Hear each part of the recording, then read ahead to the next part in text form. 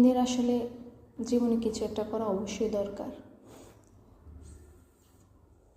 যেন কারো কাছে হাত পেতে টাকা চাইতে না হয় যে আমার এটা লাগবে সেটা লাগবে, যেন কারো কাছে শুনতে না হয় যে আমার বাড়ি থেকে তুমি বের হও, সেটা বাবার বাড়ি হোক সেটা শ্বশুর বাড়ি হোক।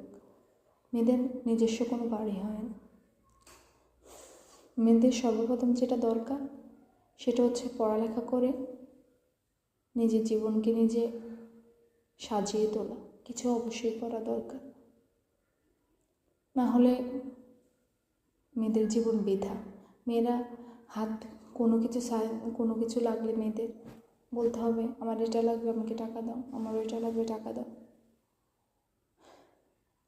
কিন্তু যখন নিজের অর্জন কিছু থাকবে তখন আর কারো কাছে হাত পেতে চাইতে হবে না, নিজের ইনকাম দিয়ে নিজে চলতে পারবে।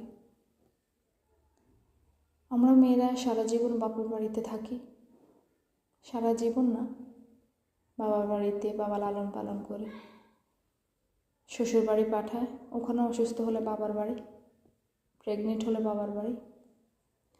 কিন্তু বাবা মাই সব করে, সুখে দুঃখে বাবা মাই পাশে থাকে, হাজব্যান্ডও থাকে, কিন্তু শ্বশুরবাড়ির লোককে পাওয়া যায় না।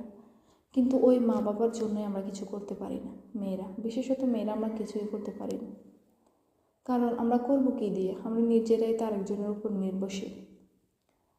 তাই জন্য নিজের কিছু একটা থাকা দরকার, নিজের একটা ইনকাম, নিজের একটা অর্জন, এগুলো থাকা দরকার।